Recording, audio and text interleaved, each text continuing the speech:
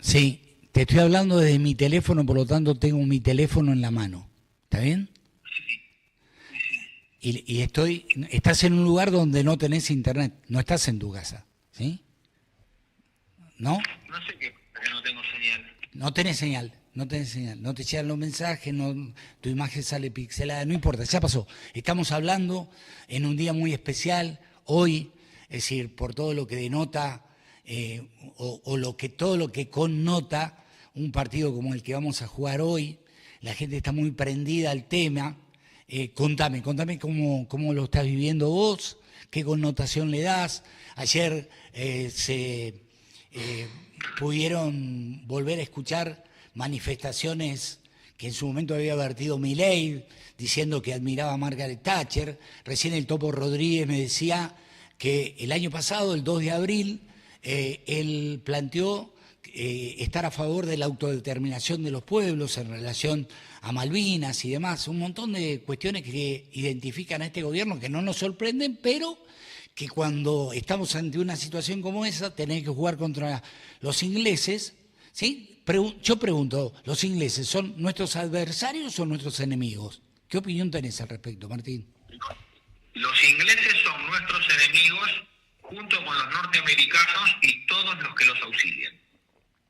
Bien. A diferencia de Bangladesh, la India, Sri Lanka y otras naciones que han sido sometidas por los ingleses y sienten una profunda alegría, admiración y una enorme esperanza de que la Argentina gane el Mundial, venza a Inglaterra y gane el Mundial, porque en la bandera argentina y en el sentido heroico de sacrificio, de compromiso de nuestra selección, de nuestros jugadores, encuentran un ejemplo en el cual buscar imitar, querer ser, intentar vivir así y sentir orgullo por los valores de los argentinos. Entonces, ahí está claramente la diferencia entre los ingleses y los argentinos. El inglés, estoy hablando de Gran Bretaña, estoy hablando de su clase dirigente, de su oligarquía, Sí. no del obrero minero inglés,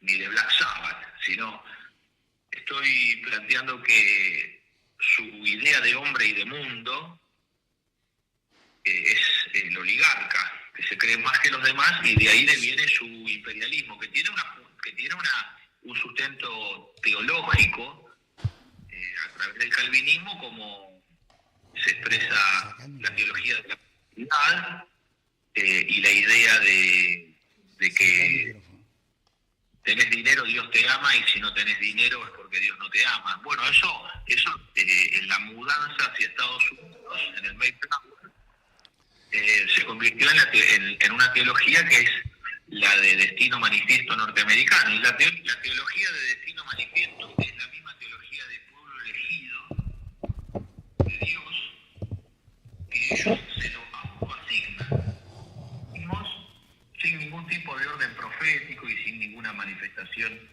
en la realidad. Ellos se autoasignan el destino de su destino manifiesto. De ahí nace la doctrina Monroe, América para los norteamericanos, el Big Stick. Bueno, entonces son los anglosajones, y los anglosajones son nuestros enemigos, y no hay arreglo. No, yo lo comparto plenamente, ¿eh? Estoy a favor de lo que vos decís. Por supuesto que en el chat hay un montón de gente que por ahí opina diferente, que es un partido de fútbol y nada más.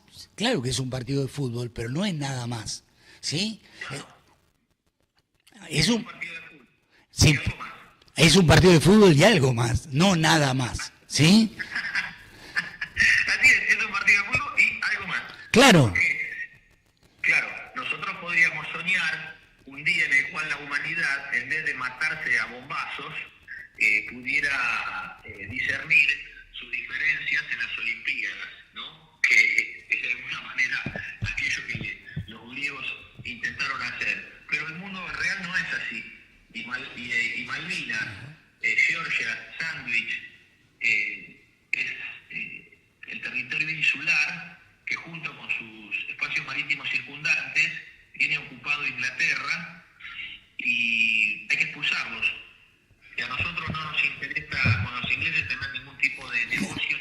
Claro. Bueno, por eso digo, sinceramente, muchachos, discúlpenme aquellos que diciendo con los otros, yo opino como opina Martina Yerbe. Es decir, no son nuestros adversarios, son nuestros enemigos y porque la historia además nos coloca en ese lugar, porque esto no empezó ahora, esto empezó hace un montón. Digo, pero además hay otra cosa. Nosotros hemos hablado muchas veces, Martín, del tema de yo el EU y la Patagonia, lo que representan, pero me interesaba hablar de este tema con vos porque vos tenés una mirada muy profunda, porque tenés conceptos que son hiper claros y que ayudan a entender. Mañana se va a votar en el Senado, porque tienen el número, una ley que va a permitir la venta de tierras al mejor postor. Digo, vamos a entregar territorio al que tenga la guita para comprarlo. Es una locura, digo, estamos viviendo un estado de locura que es absoluto. Claro, ya era muy mala la ley de tierra del kirchnerismo. Sí. La ley del kirchnerismo ya era muy mala porque aceptaba el status quo de ocupación de nuestro territorio por parte de los extranjeros en la línea de frontera, y no lo tocaba, lo consideraba ya ¿Sale bien? Un hecho inmodificable como todo lo que ha sido su administración colonial de la Argentina.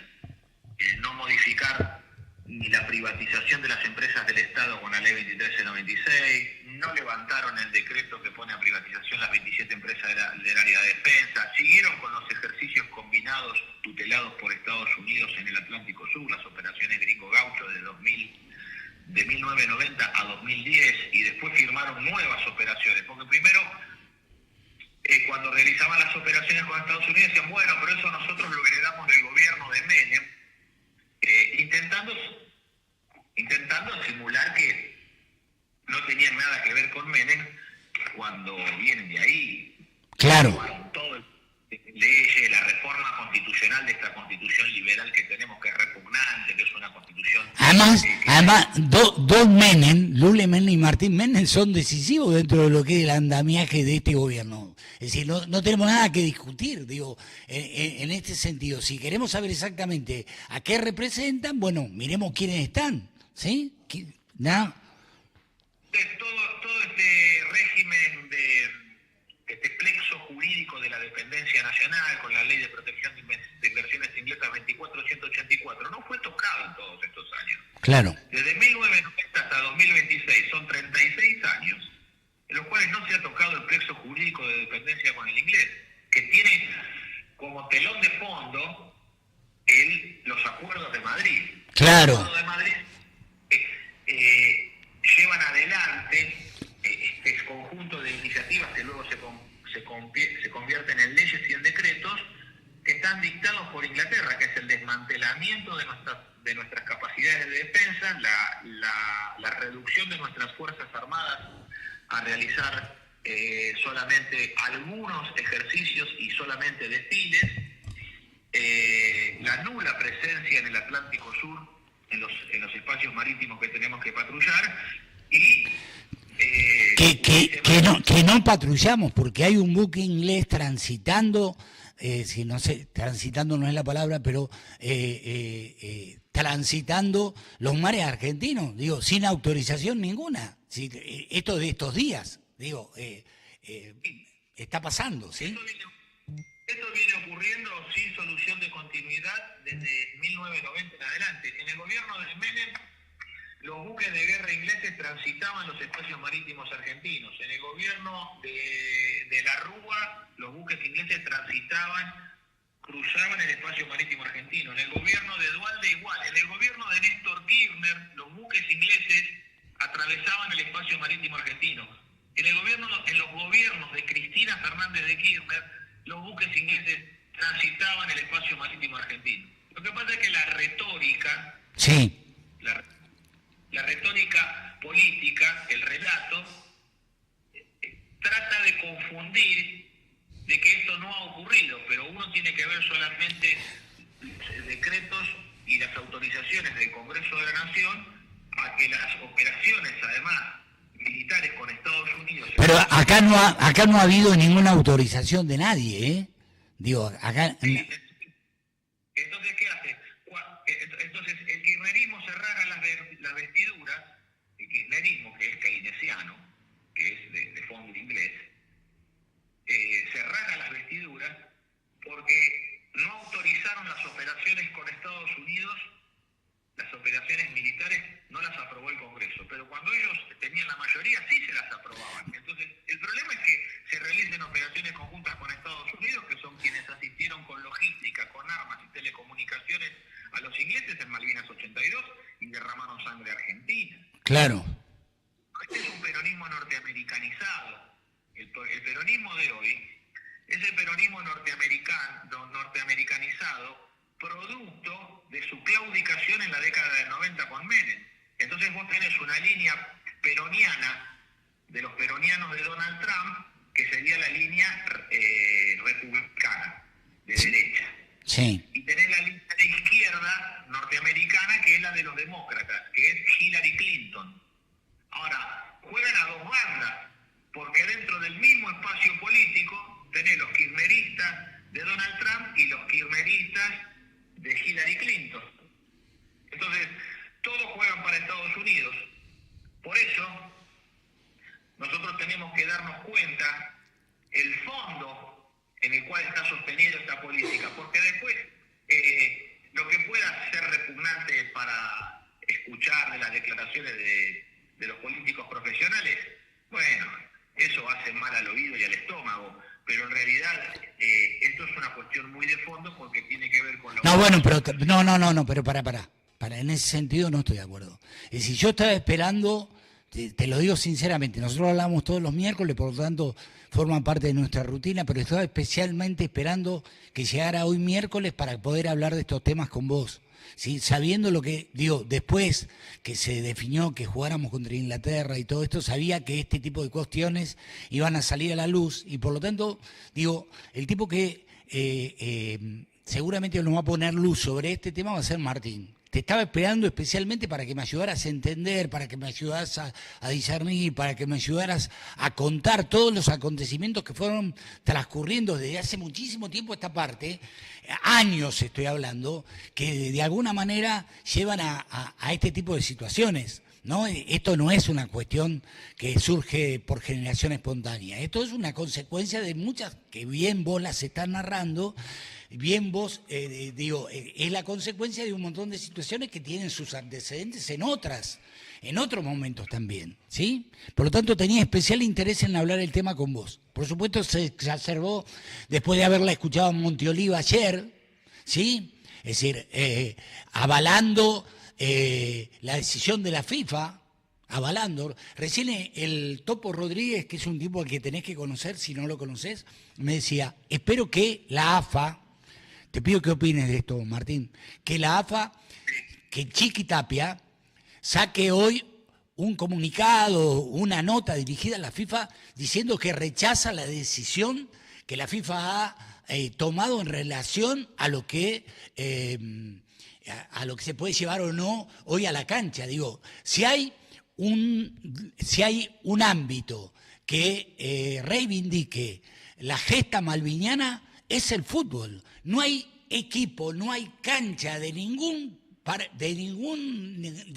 categoría o de todas las categorías del fútbol argentino que no tenga una bandera, una pintada o algo que no sea reivindicatorio de Malvinas. La AFA no puede estar al margen, porque la AFA representa a esos clubes precisamente. Y ese es el sentimiento. Bueno, lo que demuestra la organización de la FIFA es su conducción. Todos estos órganos internacionales los conducen ¿quiénes? Los ingleses y los norteamericanos. Claro, claro. Es el poder imperial que ocupa todos los espacios. Y además, otra cosa, Martín, agrego a esto. Hoy el árbitro va a ser norteamericano, que por supuesto no es el mejor. No lo eligieron por ser el mejor. Lo eligieron por ser norteamericano. No ando con una persecuta detrás, pero digo para que lo pongamos en la consideración. El árbitro es norteamericano. Este tipo de cosas, dice Martín, las definen los norteamericanos y los ingleses. Mirá vos, jugamos contra los ingleses y el árbitro es norteamericano. Veamos.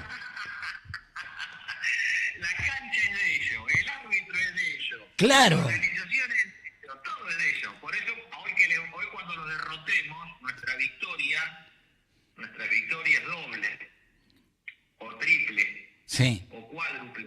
Argentina, para ganar, le tiene que ganar a todos. Pero, claro, uno dice, es obvio que en un mundial o en una competencia deportiva hay que ganarle a todos. Sí, pero la Argentina verdaderamente le gana a todos, porque todos le juegan el doble a la Argentina. Claro.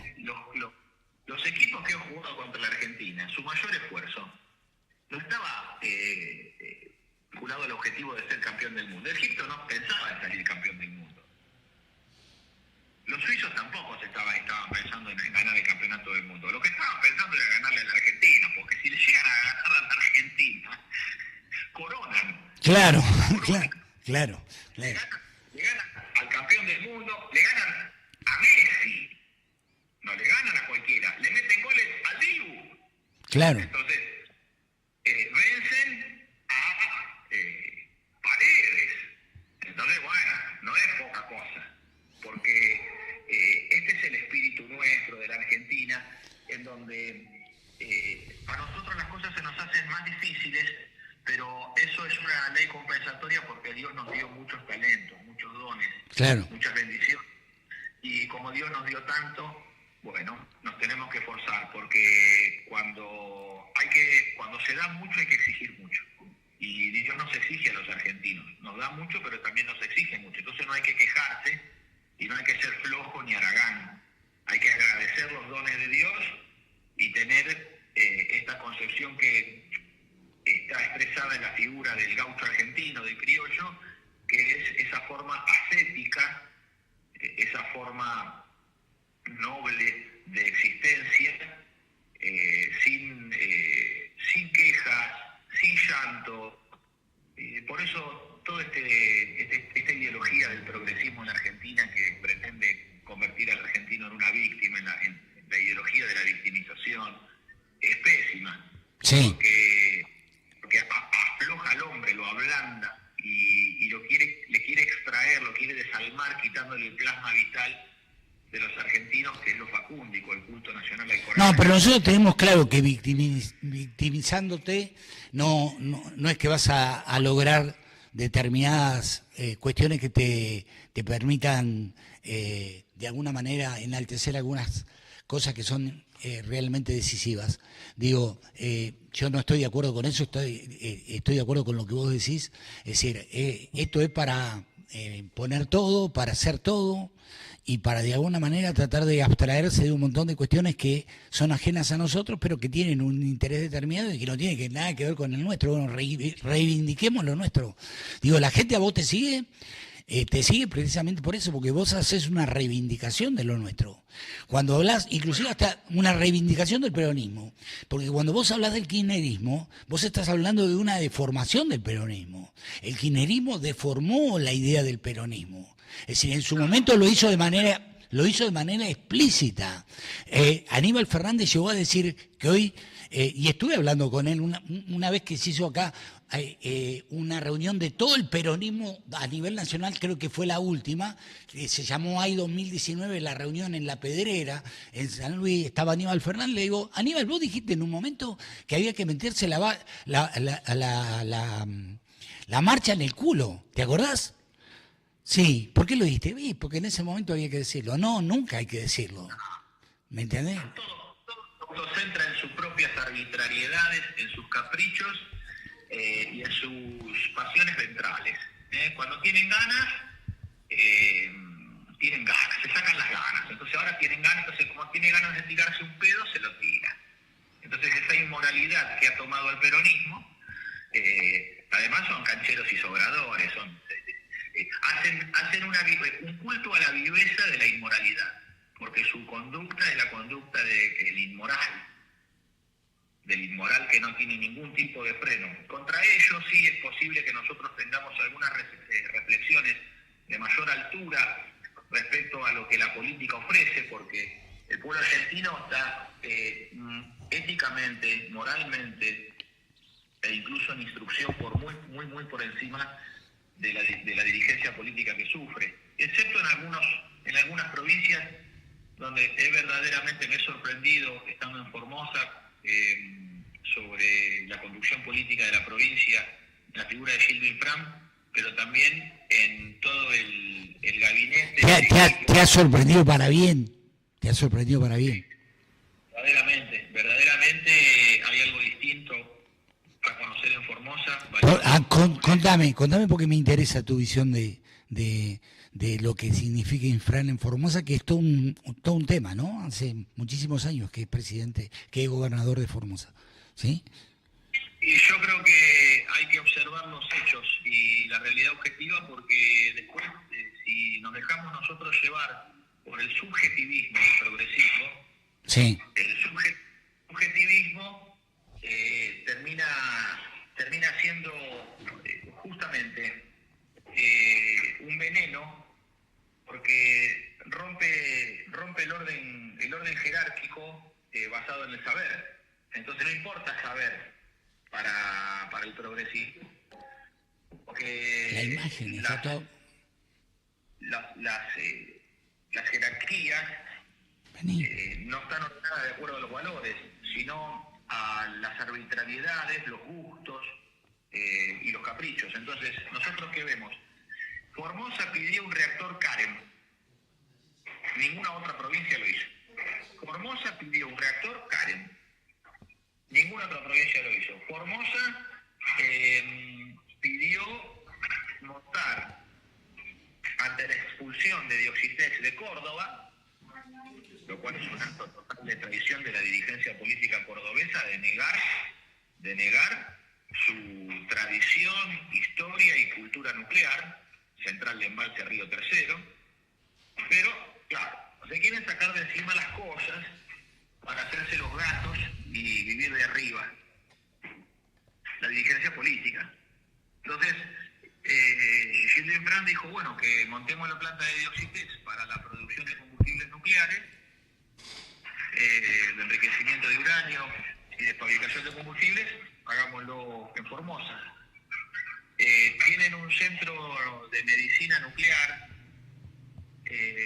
muy avanzado, con tomógrafos fabricados por la Comisión Nacional de Energía Atómica, equipamientos fabricados por la Comisión Nacional de Energía Atómica e INVAP, que es verdaderamente de una importancia enorme. Cuando se ha escuchado tantos años gente que ha dicho la provincia de Formosa era inviable, que la provincia de Formosa no tenía razón de ser porque era una provincia de línea de frontera, que a nadie le importaba, que estaba poco poblada, que era monte y culebra, que no había nada y que no iba a poder desarrollarse nunca.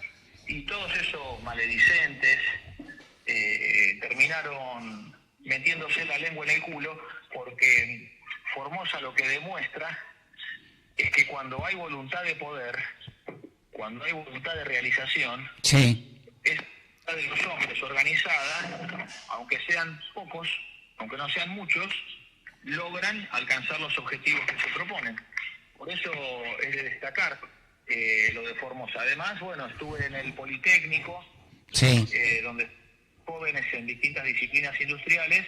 Es un politécnico que tiene un espíritu de ciencia aplicada, donde hay una formación teórica, pero que el mayor tiempo lo pasan en los talleres, claro. Aplicando aquello que aprenden. Y bueno, lo que es de destacar, que lo extiendo a todo el país, ¿no? Porque lo que vi en la juventud y en el cuerpo docente es lo siguiente: todas las iniciativas de los jóvenes, que se les da libertad creativa, libertad creadora en el Politécnico, sí, todas están impulsadas por el bien común. Porque todo lo que ellos están haciendo tiene un fin. Y el fin es el bien común, es el bien a la comunidad. Por ejemplo, han fabricado un holter para tener control a distancia y diagnóstico inmediato de quien tiene una afección cardíaca, claro. Entonces, ese holter es un aparatito que la persona lo tiene a 400 kilómetros de su cardiólogo y puede hacerse el diagnóstico, y el holter le manda automáticamente el informe del cardiólogo sin que la persona tenga que trasladarse al hospital. Es decir, el cardiólogo te puede monitorear a 400 kilómetros de distancia, ¿sí? Sí, a 1000, a 2000, a 3000 kilómetros. Sí, a lo que sea, digamos, digo, a lo que sea. ¿Está bien? A lo que sea. Entonces, con eso no es necesario hacer viajar a la persona periódicamente, sino que a diario puede tener un diagnóstico y con eso constituir un historial médico. Bueno, han constituido también una alerta temprana de incendios, un aparato muy pequeño que vale medio peso, que permite detectar niveles de CO2, niveles de oxígeno, temperaturas, radiación, bueno, tomar mensuras en el territorio para poder dar alerta temprana a un posible foco de incendio. Y es un aparato que no necesita conectarse de manera directa a la central, sino que constituye una red, una malla, en la cual un aparato con el otro se va conectando y constituyendo una red y una malla que cubre el territorio para la prevención de los incendios. Esto es importante porque cuando nosotros observamos que militares israelíes están quemando la Patagonia junto con militares ingleses disfrazados de mineros y militares norteamericanos disfrazados de obreros petroleros, nosotros tenemos en los jóvenes una evidente conciencia de la protección de la naturaleza, del cuidado de nuestro territorio, de la defensa nacional y del bien común, así como el desarrollo de filtros de potabilización con arcillas nativas de Formosa y el carbón del vinal, es un árbol de una madera semidura, pero con un muy buen rendimiento térmico, 6.750 kilocalorías por kilo por muestra. Esto lo pone incluso al vinal por encima de los carbones subbituminosos, que están orientados justamente a otro tema, que es, ya que ellos el vinal lo van a utilizar para la industria siderúrgica, porque han montado una siderúrgica en Formosa. Sí. Están utilizando también el carbón del vinal para hacer filtros cerámicos para la potabilización de agua, para la ganadería, para el agua dura, el agua que es muy dura, que tiene carbonato de calcio. Ese agua dura puede ser filtrada con filtros muy simples que valen muy poca guita porque están hechos con las propias arcillas de la provincia, del suelo provincial, y con carbón. Entonces, son soluciones muy prácticas. ¿Será, Martín, pregunto, ¿será por eso que Infran gana todas las elecciones? Y lo hace por... Así como gana, también es atacado. No, claro, no por eso digo, será, seguramente, es decir, hay cosas que vos me estás contando que yo no sabía y uno puede suponer que la gente que vive en Formosa y que tiene todo este tipo de posibilidades, de alguna manera encuentra en esas cosas un motivo para votarlo. Viste que siempre hay una denostación de la figura de Infran y sobre todo de su permanencia durante tanto tiempo en el cargo. Digo, a lo mejor estamos haciendo una mirada sesgada. Yo no la hago porque no tengo ese prejuicio, porque algunas cosas de las que vos me contás, yo ya las sabía, o algo conocía, vos me la estás contando en detalle y estoy entendiendo mejor, pero lo que sí me surge claramente es que a lo mejor la gente encuentra en estas cosas precisamente el motivo para votarlo Infran, y no como nos cuentan. ¿Sí? Claramente. Además, en el Politécnico el 65% de los alumnos tienen beca completa, que incluye la beca completa, dinero para que puedan alquilar cerca del Politécnico, si vienen de alguna localidad lejana. Entonces los jóvenes tienen todo, les dan el almuerzo, la merienda, les dan el almuerzo, la cena, les dan todos los materiales. Los pibes claro, están muy bien atendidos y bueno, así como se exige mucho, es porque se da mucho. No pueden tener tienen que tener 80% de presentismo, no se puede faltar. Y no pueden deber materias. El que debe materias queda fuera de la carrera. Tienen que aprobar todo. Tienen que aprobar todo. Mira vos. No es la provincia de Buenos Aires, con Sileoni, con Tenigi, los ministros de Educación de Kicillof, de la provincia de Buenos Aires, los ministros de Kicillof de la Nación, del kirchnerismo, que, bueno, si los pibes vienen o no vienen, bueno, da igual, dejarlo que vengan, bueno... No tenemos ministro de Educación de la Nación, tenemos un secretario de Educación, ¿sí? Le bajó hasta el rango el hijo de puta, ¿sí? Entonces todo es así, todo es así, da lo mismo un burro que un gran profesor porque han destruido el orden jerárquico, que es un tema que tenemos que tratar muy bien, porque una autoridad que no está basada en el saber no puede constituir un orden jerárquico que permanezca en el tiempo, porque la superioridad del saber del otro sobre el de uno mismo es el origen de la autoridad. Nadie es autoridad en todo, pero se es autoridad en algún orden de las cosas, donde se tiene dominio, disciplina. Entonces, los todólogos que hay por todos lados son el producto de la pérdida justamente de la jerarquía, de la autoridad basada en el saber. Entonces, para dar una palabra que defina el espíritu de los argentinos, nosotros podemos ver que el pueblo argentino, el argentino de a pie, podemos decir, el hombre medio, cada vez ve más acentuada la imposibilidad de no poder modificar el desorden reinante, que es lo que nos sucede a todos en los barrios, en los pueblos. Claro. Sentimos la imposibilidad de modificar el desorden reinante, porque la concentración del poder, la concentración del dinero y de la fuerza en cada vez menos manos, se ve el hombre invadido por un sentimiento de resignación. Y al haber perdido los rasgos religiosos, producto de que nuestra sociedad se encuentra totalmente desacralizada, se ha perdido totalmente el orden de lo sacro. Y perder el orden de lo sacro es la dificultad que muchas veces tenemos. ¿Por qué decís eso? ¿Por qué decís que hemos perdido el orden de lo sacro? Porque cuando nosotros no podemos determinar qué es el bien, qué es el mal, y no podemos incluso determinar qué es lo sagrado, podemos ver esto, Alberto.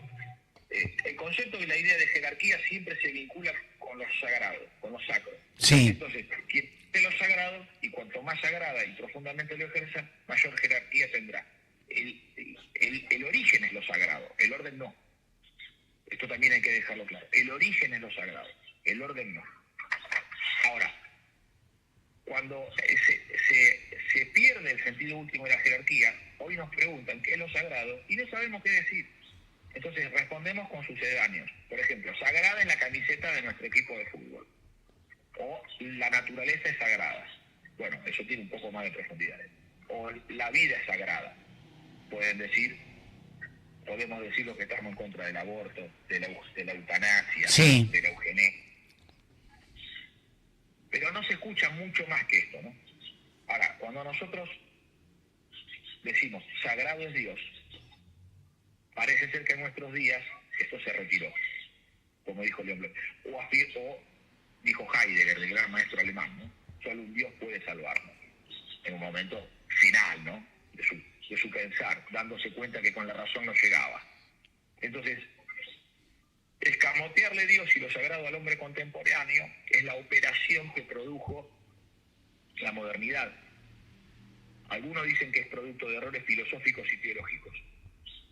Pero nosotros sabemos que lo más claro es que el subjetivismo, el iluminismo, el materialismo, el relativismo y el nihilismo son aquellos que han escamoteado Dios y lo sagrado al hombre.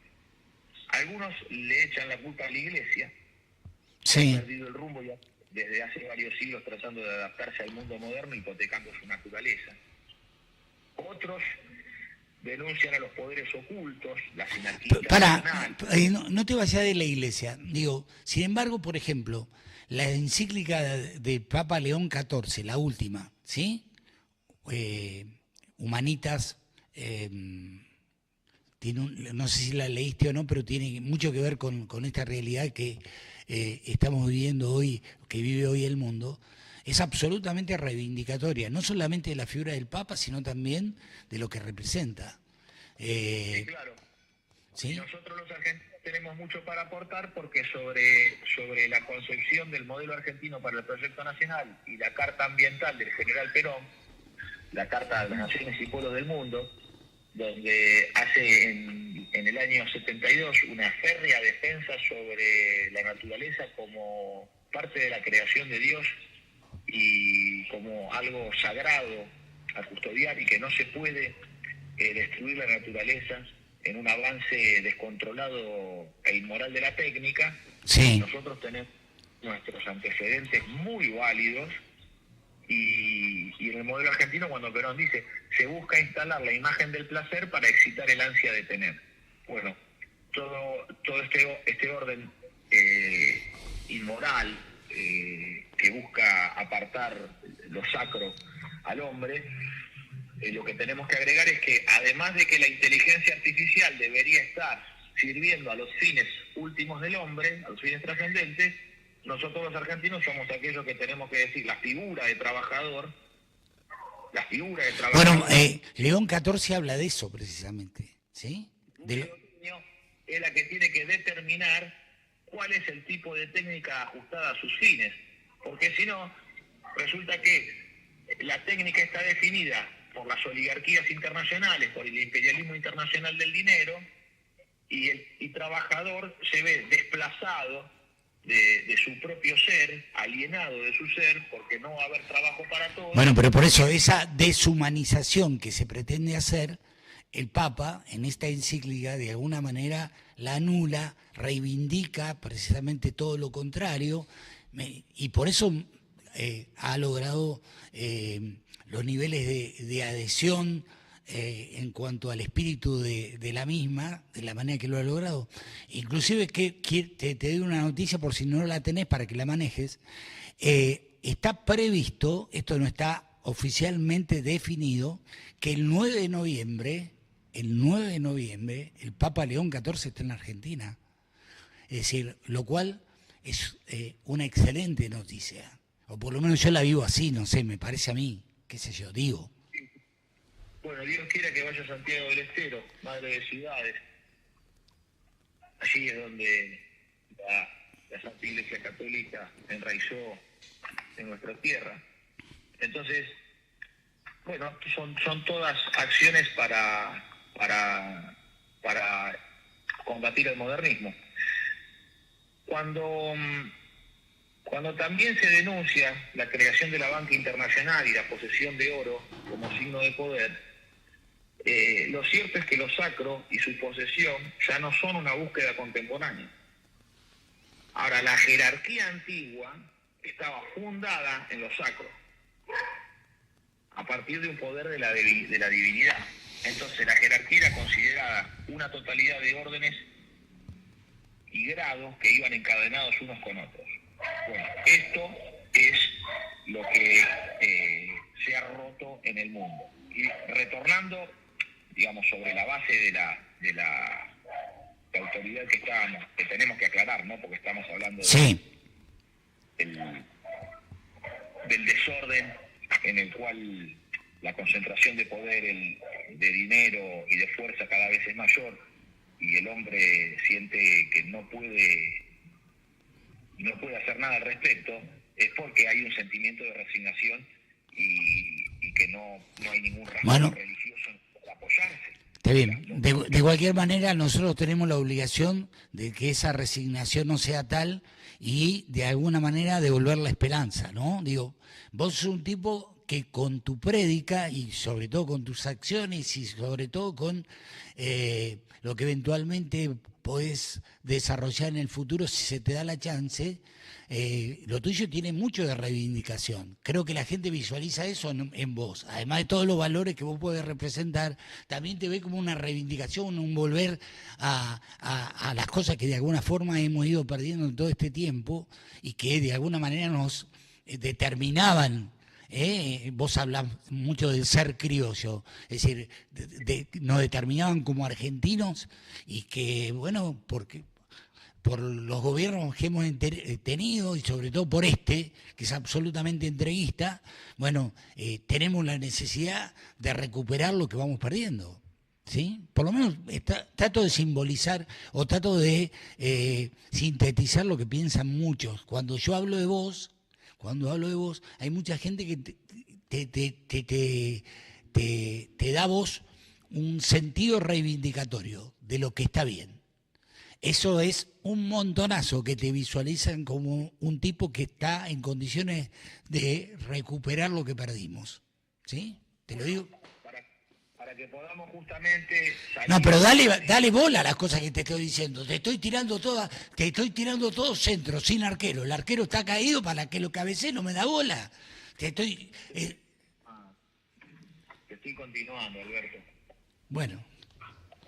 Porque nuestra misión justamente tiene que ver con salir de estas frases de no se puede hacer nada, qué se puede hacer, somos convidados de piedra, la filosofía no tiene ninguna demanda en la sociedad de consumo, ¿para qué escribir si nadie lee? No conviene sacar los pies del plato, mejor no se meta, claro, no haga nada, no pierda tiempo, todo eso que se va sedimentando. Todo eso es en lo que nosotros no creemos, ¿está bien? Ni queremos. Hay que ver también que hay cierto estoicismo, actual, que la resignación y la falta de sacralidad lo reúnen en una forma de conciencia desencantada hoy. Porque es como un paganismo lleno de imágenes de un pasado primordial que no se explica. Es como una sabiduría desencantada. Es como un intento a través de la razón de alcanzar esas alturas, pero es un estoicismo de resignación, un poco conformista con lo que pasa y con lo que sucede. Por eso nosotros tenemos que impulsar un salto de fe, porque el hombre interior se tiene que enfrentar en este momento con la autonomía de la conciencia moral. Sí. Y producir un descubrimiento de la voluntad que puede volver a alcanzar un nuevo orden del derecho como en la antigua Roma. Entonces, cuando nosotros vemos que la forma argentina tiene una forma de cierto estoicismo, una forma austera en su expresión, todos esos son valores positivos. Es totalmente contrario a la parafernalia norteamericana. Sí. La parafernalia norteamericana, que como ya advirtió Maradona, dice, estos quieren meter el 4 tiempos de 25 minutos para hacernos jugar 100 minutos y vender publicidad en el medio. ¿Qué es lo que están haciendo ahora con el cooling break? Claro. con el minuto de hidratación, que todos los argentinos, ¿qué hacemos en nuestras casas? Cuando están diciendo, no, ahora viene el cooling break, pedimos que nos sirvan un poco más de cerveza, un poco más de vino, y nos cagamos de risa y nos reímos de esa porquería norteamericana, que sí, a todo le quiere gasolita, y todo lo quiere convertir en el mundo que gira alrededor de la... Lo que pasa es que ellos tienen esa cultura, lo hacen así. Yo que he sido jugador de básquet en la NBA, es decir, hay minutos que los piden los técnicos para, ¿viste?, reordenar el equipo, y hay otros minutos que están establecidos por la televisión, digamos, para que se pueda vender. En la NBA pasa eso, ¿me entendés? Pasa, el cooling break es igual que eso que pasa en la NBA, en el fútbol americano, ¿está bien? Y después ponen las porristas. ¿A quién carajo le importan las porristas? Claro. Y después intentaron instalar todos estos partidos a Shakira. ¿Que a quién mierda le importa ver a Shakira? Y claro, después se dan cuenta que no funciona. Porque nadie le da bola a nadie a Shakira. Porque se ha convertido en un reptiloide. Entonces, resulta que después el candor argentino sí, termina venciendo porque la hinchada argentina conquista los corazones. Vos fijate que cuando Argentina dio vuelta el último partido, sí, esa levantada, me refiero la levantada con Egipto, ¿qué pasó? la Argentina no cesa en su aliento. Ayer yo vi Francia-España, y lo de Francia, qué triste, qué amargo que es. No, Y terrible. hermano, el sentimiento nacional no se da con el DNI. El sentimiento nacional no se da con el DNI. Entonces, ¿cuál es la memoria de la sangre de Mbappé, de Dembélé, de Tututé, de Piquipé, Sí. de Pedro, Sí. de Camerún, de Nigeria, de Argelia? ¿De dónde está la memoria? La memoria de la sangre está en África, no está en Francia. Claro. Entonces, perdieron el partido y bueno, no pasa nada. Y No. la hinchada francesa amarga, en silencio. Pero digo, pero ¿sabes que eso se trasunda, ¿no? Digo, vos fíjate, Mbappé, a quien nadie podría discutir como jugador de fútbol, no cuenta con adhesiones en ningún lugar del mundo, es decir, todo el mundo lo reconoce como una estrella del fútbol, como un jugador increíble. Ahora, yo ayer estaba viendo imágenes de Bangladesh, ¿no? Era una multitud, ayer, es decir, no en el medio de un partido, ayer, es decir, una especie de banderazo sin bandera, todos manifestándose a favor de Messi, diciendo Messi, ¿viste eso que hacemos nosotros habitualmente? Bueno, es decir, 1 millón de personas en la India, en Bangladesh, ¿me entendés? Reivindicando a Messi, lo mismo en otros lugares del mundo. Eso es algo que solamente jugadores como Diego o como Lío, en este caso, son capaces de producir, porque los argentinos tenemos eso, tenemos ese espíritu. Por eso la hinchada hace...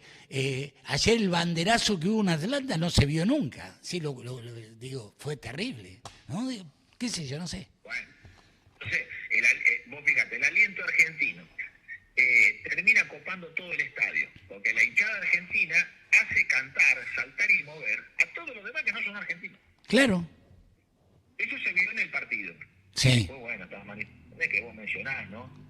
Estas manifestaciones son en otras latitudes donde, ¿qué sabrán de la Argentina, no? Estos pueblos. ¿Qué sabrán de nosotros?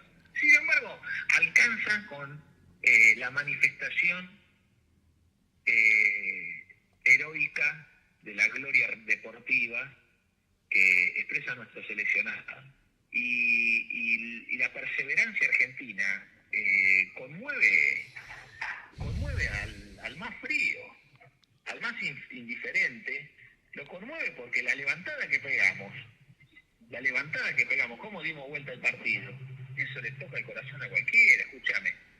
No, es la fuerza de los argentinos. Entonces esto se expresa en nuestro seleccionado mayor, pero esto está latente en el pueblo argentino, porque en todos los corazones de todos los argentinos esto está como una fuerza. Yo creo que igual el triunfo íbamos perdiendo 2-0 sobre Egipto, es decir, y faltaban 12 minutos y metimos 3 goles, es lo más parecido a una epopeya que yo podría indicar, ¿no? Esos 3 goles en 12 minutos, una ráfaga que nos puso nuevamente de pie cuando estábamos todos muertos. Digo, estos pibes, estos jugadores, estos que juegan hoy, Scaloni y todo su equipo, digo, nada, reivindican el deporte, reivindican el ser argentino. Por lo menos yo lo pongo en ese lugar, ¿sí? Me da la sensación como que es todo lo que está bien, ¿sí? Y ayer anoche mirábamos con Romina, sí, la lectura de labios de la conversación entre Paredes y Scaloni. ¿no? Entonces, ahí bueno, la gente que pescó lo que hablaban, qué hermosa conversación, ¿no? Cómo Paredes está diciendo, adentro de la cancha está pasando, vos sos el técnico, estás mirando de afuera, pero yo desde adentro, en mi posición, está pasando esto. El medio es mío, pero me tengo que tirar al costado. ¿Por qué? Porque tengo un 9. No, y Scaloni le decía, y decime qué hago, ¿me entendés? Digamos, nada, es increíble, ¿no? Que los haga cortar el central. Bueno, yo lo que necesito es que lo corte un central. Bueno, pero necesitas que te ponga otro central. Yo necesito que un central me lo corte. Bueno, entonces que entre Otamendi. Chao, y fue así. Qué bien eso. Esa conversación, ese diálogo conductor, que es Scaloni, y el conducido, que es... Claro, está muy bien que lo digas, está bien que lo digas. El orden jerárquico basado en la autoridad, y esa autoridad basada en este estado, es lo que estamos hablando de meditación filosófica y ética hoy sobre el principio de autoridad y la jerarquía. Entonces, reconoce Scaloni el saber, claro, que le transmite su criterio basado en el saber, el entendimiento, el discernimiento que tiene. Y con humildad, Paredes, no te estoy diciendo esto, te estoy diciendo otra cosa, ¿no me entendés? Sí, y donde digo, con humildad Paredes, pero con humildad Scaloni, que es el técnico, ¿sí? Entonces, ¿qué quiere decir esto? Que cuando nosotros hablamos de verticalidad, de orden jerárquico, de jerarquías basadas en el saber y en la autoridad, y la defensa a ultranza de la autoridad basada en el saber y la constitución de sus jerarquías, contra la horizontalidad y contra la democracia liberal del progresismo, lo que estamos planteando es que esto se puede hacer con humildad. No es que la jerarquía es tratar mal a los subordinados. Claro. Que justamente editamos el miércoles pasado. Para nosotros, el problema no radica en mandar, sino que la cuestión radica en escuchar a quien recibe las órdenes. Claro. Fíjate qué claro lo que ha ocurrido en el campo de juego. Sí, sí. Para nosotros, nacionaljusticialistas, los criollitos argentinos, la cuestión no radica en mandar. La cuestión radica en escuchar al que recibe las órdenes. Y esto es lo que hizo Scaloni. Escuchó al que recibe las órdenes. Está buenísimo que lo planteado así, sinceramente, porque es como vos lo planteás. Y está bueno tomarlo como ejemplo. Martín, te mando un abrazo y... las camperas. ¿Sabes lo que pasa? Que no, como no te estoy viendo, ¿me entendés? Es decir, me resulta extraña esta conversación de hoy. Nosotros normalmente nos vemos, nos estamos viendo, hoy no, ¿sí? Pero no importa. Vamos con las camperas, dale. Vamos con las camperas.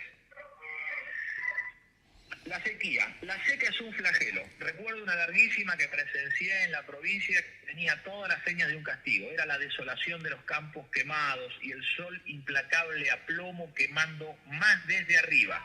Mi ventana daba al campo y al mirar uno se ponía triste. Arriba, el cielo sin nubes parecido a metal. Abajo, el campo que parecía retorcerse, hecho cenizas, sembrado de vacunos muertos, humeando la tierra que había sacado para un pozo. Ni chimangos se veían, creo que hasta las hormigas morían. Un infierno. El capellán del asilo, que era un checo o eslavo llamado Suek, convocó al pueblo para una rogativa por lluvia. Dijo que él, a Nuestra Señora del Rocío. Vino poca gente, pero él, muy garifo, hizo unas ceremonias impresionantes. A la noche, o ya pasada, no les da a los muchachos de Mejía y Pisarielo por subirse al molino del asilo y con una manguera echarle agua al techo de zinc del capellán que estaba abajo. Se levantó y empezó a los gritos: ¡milagro, milagro! Empezó a tocar abuelo la campana y la gente se despertó, que solía dormir de madrugada, pues de noche no se podía del calor, figurándose un incendio. El cura salió al balcón y le dijo: por milagro de Dios había llovido. Los paisanos decían: ¿dónde? Vayan a ver el techo de mi casa. Los muchachos se habían hecho humo. Don Ángel Ciuti meneó el mate, se puso el índice en la sien y se fue. Y los mismos los otros. Y un paisanito que estaba al frente le dijo al cura ruso que había sido egoísta, se hizo llover para él solo. Qué bárbaro, ¿no? Qué bárbaro. Amigo, te mando un abrazo, mandale un abrazo a Romy, ojalá que hoy a la tarde se nos caigan esas lágrimas de alegría que solamente pasan cuando ocurren cosas como las que creemos que van a pasar hoy. Y bueno, seguramente mañana a la tarde, jueves, si me das un ratito de tiempo, te llamo, ¿sí? Pues hablamos hoy